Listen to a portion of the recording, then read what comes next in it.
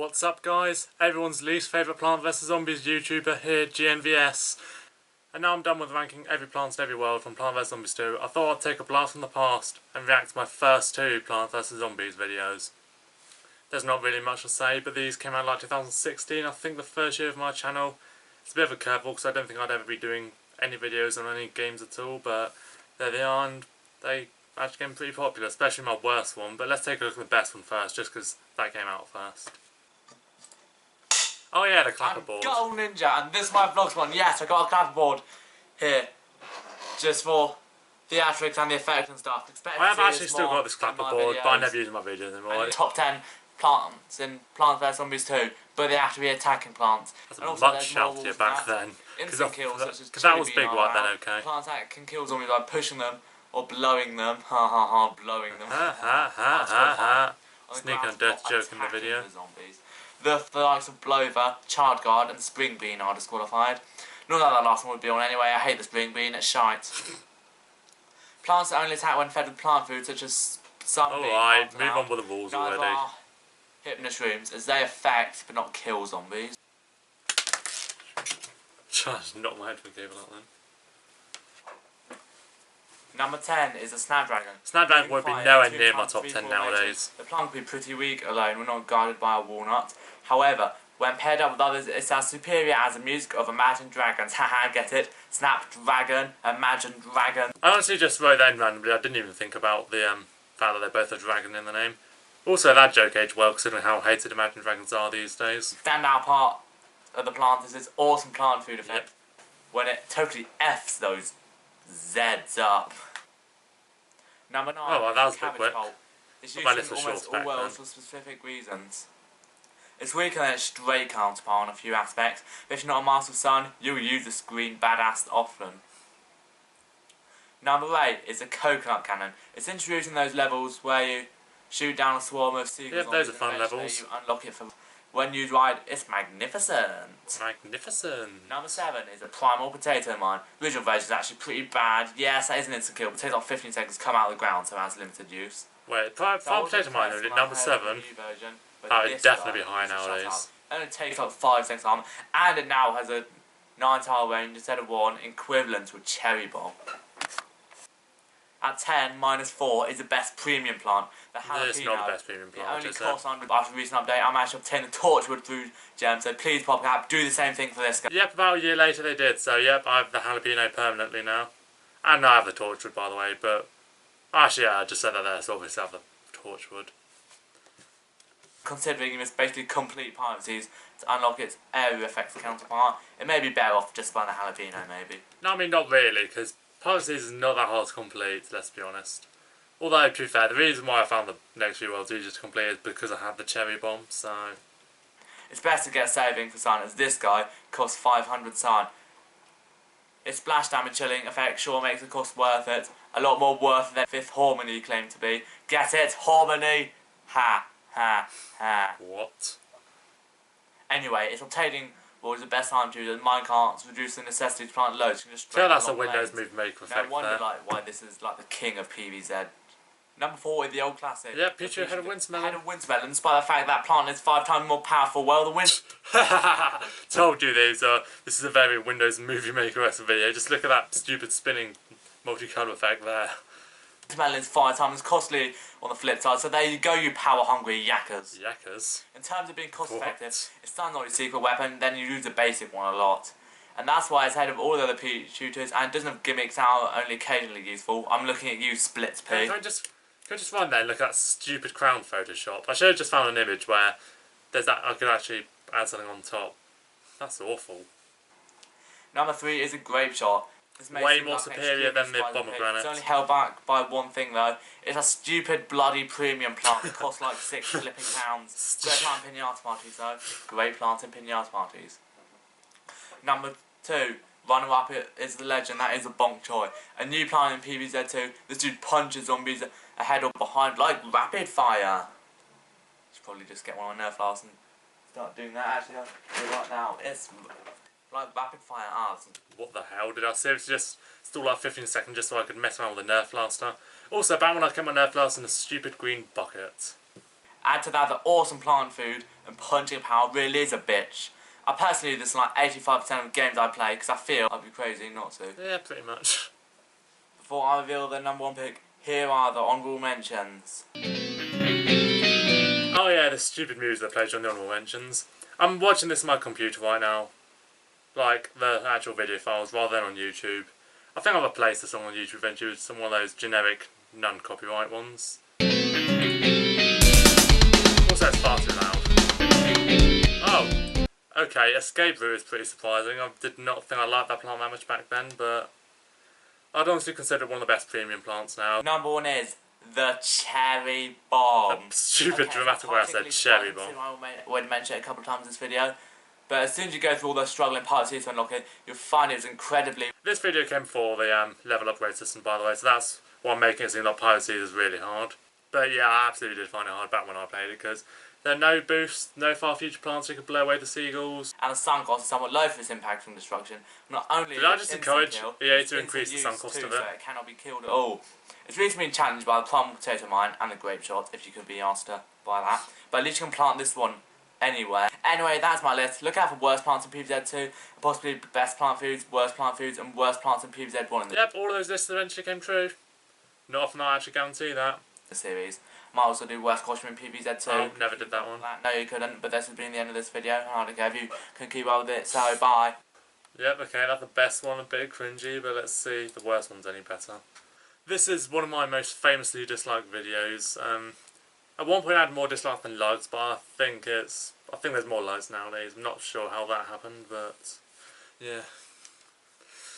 Let's go. Ah, the clapperboard again, damn it.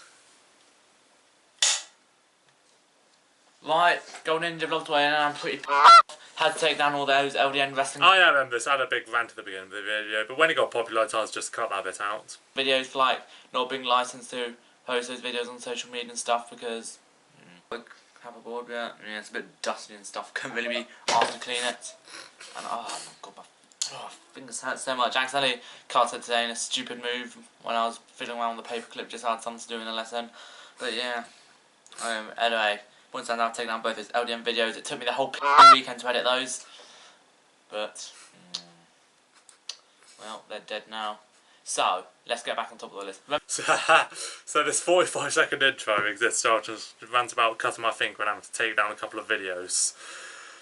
Well, I guess this is behind the scenes for people who never saw the intro, like, back when it was still on the YouTube version. So, yeah. Also, I missed this Quicksilver top. I did a best offensive plants in Plants vs Zombies 2.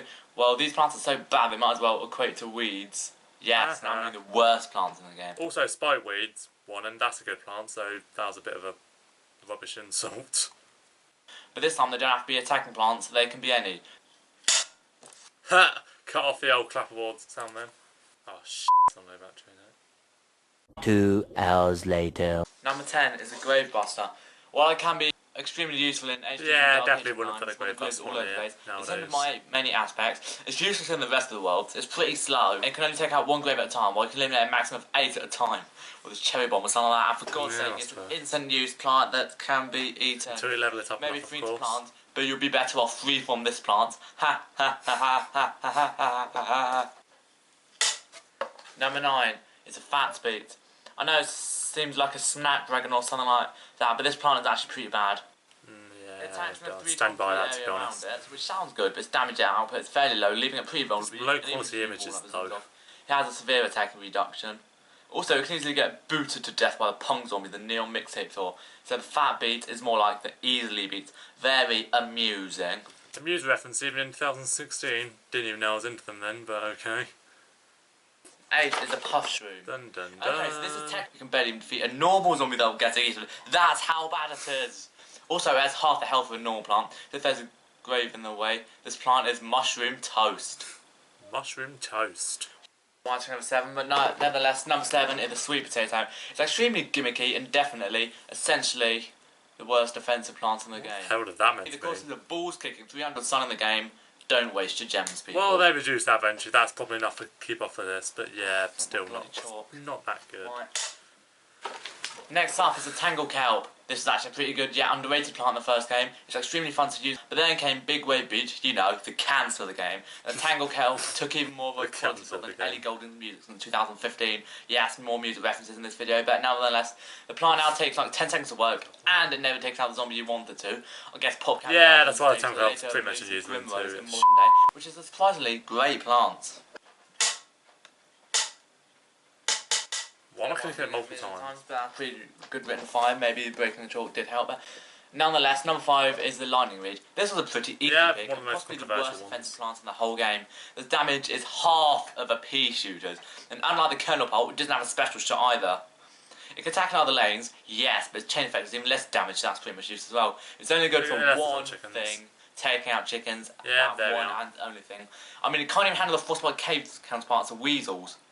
Takes up 4 hits to take but out once again this came out before the upgrades. But anyway, I think this plant was included to challenge us in certain pinata parts, and that's pretty much it. Oh, I hate that one that I've showed you here. That one with a Lightning Reed, Spike Weed and Spike Rocks. They don't even give you any chickens as well, which those 3 plants are great at countering. Number 4 is a sapling, or as I rightfully call it, the crap thing. The crap thing. It functions like an attacking plant, but their shots don't even damage zombies, they just create a slowing puddle of sap, which can be versatile at times, but I just think it's terrible. Yeah. There's no indication whether the zombies are actually getting slowed down or not. It's also premium and it costs 150 sun, so you might as well buy the Snow Pea at around the same price and deal with the extra 25 sun to actually attack and slow down the enemies. I mean, I provide a good point there, but the Snow Pea is also a bit of a waste of money, to be honest. Why would you use that one to like the 5p shooter or the repeater or the Red Stinger? But yeah, Snow Pea is at least better than the sapling. Holy it's getting dirty. By the way, guys, and here we go, the dreaded Spring Bean. The dreaded I've bad about this in the best list, so time for full explanation. I know it can be useful in the private sea sometimes, not that screenshot there though. It's basically just an advanced instant kill, leaving it even more vulnerable than a snail trapped in a blender. It's even more trash than other worlds. PopCap obviously realised this plant sucked, as it made an endangered plant in a couple of Pirate Seas levels throwing in the challenge. I always found that funny though. The endangered plants the first 3 worlds, I introduced it as Sunflower, Wild West is Walnuts, so they have 2 of the most popular plants, and Pirate Seas are the Spring Bean out of all things. Number 2 is a garlic. This is one of the worst plants in the So why on earth did someone feel the need to bring it back in the Neon Mixtape Tour? It may have more use in this game, but the fact this atrocious monstrosity has returned on the Doom Shroom, the best plant from the prequel not to make in the sequel, is a complete nutshot. Bring back the Doom Shroom, EA. Bring it back. Time for honourable mentions. First, the Sunbeam. Well, boosted is pretty good, but when it isn't, it's extremely confusing and annoying to keep scrapping up. Sunbeam is weak AF. Secondly, the Peapod. Yes, the idea sounds cool, but needs advanced strategy and it's mostly only useful on minecarts from Wild West. Even then, you end up spending 625 sun to get a full pod, and finally the Kernel Pod. Okay, I know loads of people like this, but when alone, its damage output is unreliable and Kernel Pod does not belong on here. Because at least when you have 2 of those, it's actually pretty good, because you get much more of a chance to stun them with butter. I'm not a big fan of the Kernel Pod, but there are definitely way worse plants. What about the 3Peter, for example? got to the clapperboard as well. Oh well, screw it. The number 1 worst plant of Plants vs Zombies 2 is Tile Turnip. And then my video masses hundreds of dislikes. Unlike me, they're sun wizards. Or hackers probably, that's probably how it works. Tiles for seemingly 0 sun. But what the Almanac failed to mention is that the sun cost then increases to 20, which fares quite manageable, but from there it only keeps doubling. There's also the final unlocked. The fact I guess of 16,000 sun is also ridiculous, because then you can't even get more than, I think, 9999. Plant in far future, which makes it appear to have cherry bomb levels of excellence, but if the cherry bomb is Flow Rider, the Tile Turnip is Silento. You see what I'm getting at? The inferiority. Also, who remembers Silento these days? Superiority gives it the top spot on my list. So pretty much the reason why I put it at the top is because the almanac, I'm not even sure how you say it, I've been pronouncing it wrong this whole time, but they don't say that its cost increases every time you use it. I mean, it kind of does now with the old level system. They say cost efficiency or something, but yeah, they never did before. So if that was a premium plant, that would definitely be some serious bullshit. So yep, those are my old videos. You can see how much my recording's changed since then. Well, I'm not using a microphone right now because I don't have a USB one. Instead, I've got one where I actually plug it into an interface, and it won't let you like hear anything else that's not on an DAW. So I had to stick with just recording with this camera. The editing was terrible back then for the presentation of it. I actually mostly agree with the rankings, as you can probably gather, but yeah, there are a few things I would definitely change. So, I've been GNVS. Hope you enjoyed watching me react to my first couple of Plant vs Zombies videos. Bye.